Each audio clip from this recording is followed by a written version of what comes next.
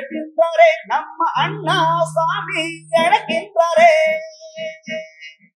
மாயன் மயம் ஆன்மீக அன்பர்களுக்கெல்லாம் என்னுடைய அன்பான ஆசீர்வாதத்தை தெரிவித்துக் கொள்கிறேன். மாயன் மயம் உங்கள் நலன் பொருட்டே இறையருளாலும் குருவருளாலும் நவ கிரகனுடைய இயல்பு மட்டுமே. நவ கிரகங்கள் தரக்கூடிய நற்பலன் மட்டுமல்ல, 4 கிரகனுடைய பெயர்ச்சியும் சொல்லி வருகிறேன். அந்த வகையில மாயன் மயனை நீங்க தொடர்ந்து சப்ஸ்கிரைப் பண்ணி ஆதரவு தருவீங்கிற நம்பிக்கை எனக்கு உண்டு. அந்த வகையில அற்புதம் என்று சொல்வேன்.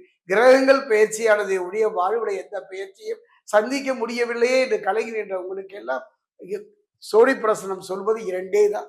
நல்ல தசாபுத்தி நடந்தால் மட்டும்தான் முழுமையான நற்பலனை பெற முடியும். கிரகங்களுடைய பயிற்சி கிரகங்களுக்கு வேண்டுமானால் நன்மையாக இருக்கலாம், நம் வாழ்வை நகர்த்துமானால் கேள்விக்குறிதான். அதே நேரத்தில் பார்த்தீங்கன்னா கிரகங்கள் சில யோக பலன்களை தரும். நவ கிரகங்கள் ஒரு குரு அற்புதமான ஒரு யோக பலனை தருகின்றது. 2026 மிதுனத்திலிருந்து கடகத்திற்கே குரு பகவான் பயிற்சி அடைந்தார். கடகம் யாருடைய இடம்? சந்திரனுடைய இடம். சந்திரன் யாரும்? மனோகாரகன். ஒரு மனிதனுடைய வாழ்க்கையில அந்த மனோ நிலை தாங்க முக்கியம்.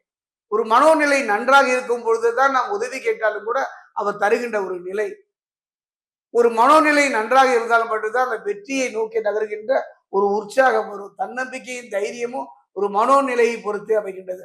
ஆன்மீகமா இருந்தா என்ன, அரசியலா இருந்தானா, பொது வாழ்க்கையா இருந்தானா, அந்த மனநிலை தான். அவர் ஒரு நல்ல மனநிலையில் இருக்கும் போய் நீ உதவி கேட்டுப்பார். அவர் ஒரு நல்ல மனநிலையில இருக்கும்போது அவரை சென்று நின்றுப்பார். இப்படிலாம் பெரியவங்க சொல்லியிருக்காங்க.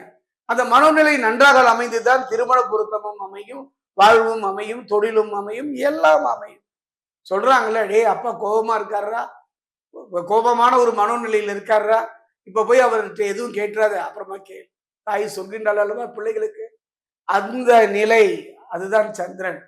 அந்த நிலையில தான் ஒரு யோகத்தை தரப்போகின்றார். அதுதான் கஜகேசரி யோகம்.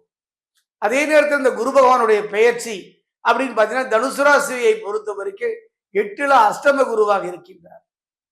அப்படிப்பட்ட ஒரு சூழ்நிலை சனியினுடைய பாதிப்பு இருப்பதாக சொல்கின்றார்கள். இப்படிப்பட்ட சூழ்நிலையில ஒரு அற்புதமான ஒரு யோகம், அதை முழுமையாக அனுபவிக்க முடியுமா? சனி பகவானுடைய கெடுபலனிலிருந்து பாதிப்பிலிருந்து தப்பித்துக் கொள்ள முடியுமா? குரு பகவானை பொறுத்தவரைக்கும் 8ல அஷ்டம குருவாக இருக்கின்றார் என்பதை இப்ப நம்ம பார்க்க போறோம். அதே நேரம் மாயன் மயனை நீங்க தொடர்ந்து சப்ஸ்கிரைப் பண்ணி ஆதரவு தருவீங்க ஒரு நம்பிக்கை எப்பவும் பார்க்கலாம்.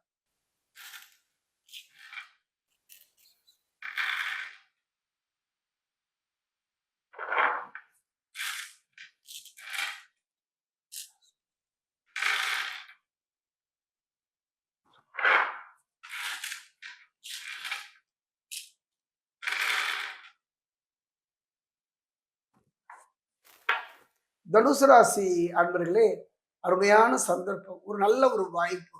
இதுவரைக்கும் எந்த யோகத்தையும் பெற முடியவில்லை. அருமையான மனைவி, அருமையான கணவன், நல்ல பிள்ளைகள், நல்ல தொழில் வாழ்க்கையும் நல்ல முறையில் தாங்க நடந்துட்டு இருக்கு. ஆனாலும் ஒரு விரக்தி, மனதில் ஒரு பயம், என்ன பண்ணுவது என்ற ஒரு நிலையை சந்திக்கின்றீர்கள் அல்லவா? இதற்கெல்லாம் காரணம் கிரகங்கள் மட்டுமல்ல, யோகம். ஒரு யோகத்துக்கும் களங்கம் உண்டுங்கய்யா. யோகம் நமக்கு கிடைக்குது. அந்த யோகத்தை அனுபவிக்கணும்.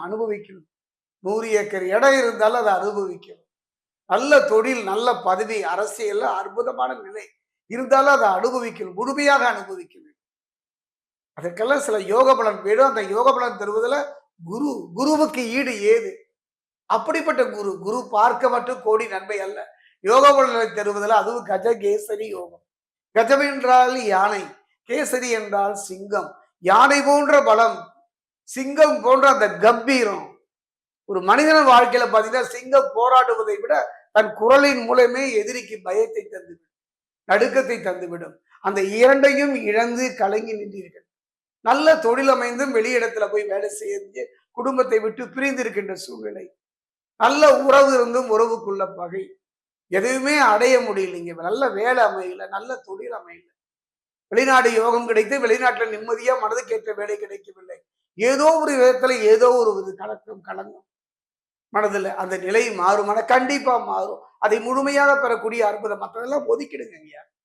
இந்த யோகம் உங்களுக்கு முழுமையான நற்பலை தரும் என்பதைத்தான் சோழி பிரசன்னம் சொல்லுகின்றது. கஜகேசரி யோகத்தை முழுமையாக பெறுவதனால தனுசு ராசியை பொறுத்தவரைக்கும் 8ல அஷ்டம குருவினுடைய பயம் வேண்டாம். சனி பகவானுடைய பாதிப்பிலிருந்து தப்பித்துக் கொள்ளலாம். அந்த வகையில் இந்த யோக பலனை பெறுவதற்கு மற்ற கிரகங்களும் துணை செய்கின்றன. 6ல பாத்தீங்கன்னா ஆத்மகரகன் சூரியன் அற்புதமான நற்பலன்களை இந்த காலகட்டத்தில் தெரிகிறார்.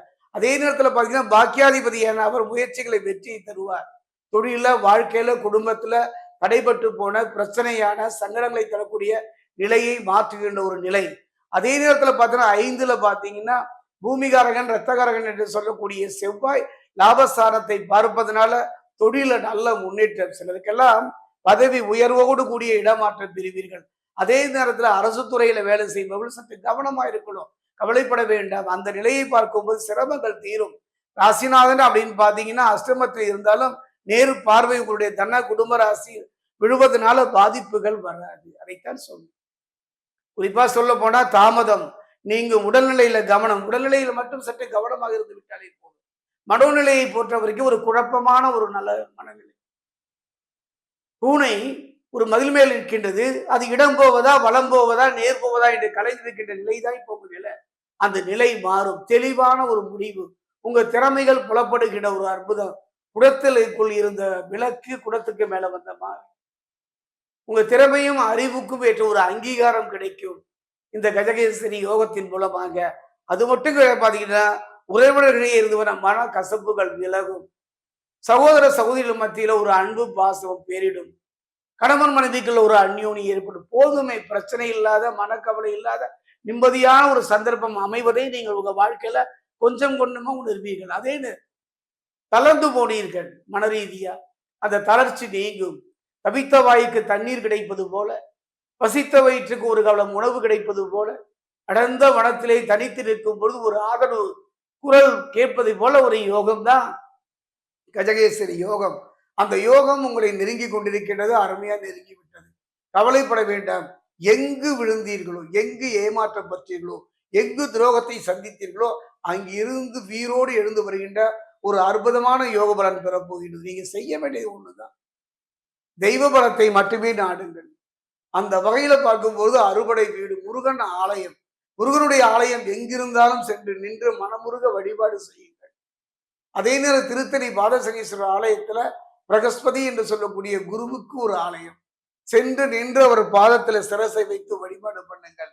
தனுசு ராசியை பொறுத்த வரைக்கும் 8ல அனுசவ குரு என்றெல்லாம் கலங்க வேண்டாம். அதாவது இப்படித்தான் அர்த்தாசம சனி, ஜென்ம சனி, பாத சனி, கண்டக சனி என்றெல்லாம் சொல்லிக்கொண்டே போனாலும் கூட இப்படிப்பட்ட ஒரு காலத்துல கூட நிம்மதியா இருக்காங்கல்ல. அப்படிப்பட்ட ஒரு சூழ்நிலையை பெறுகிற அற்புதமான காலம். கொண்டு வைக்கும் இடத்தில் பூ வைப்பது போல மாற்றத்தை தரக்கூடியது தனுசு ராசிக்கு இந்த கஜகேசரி யோகம்.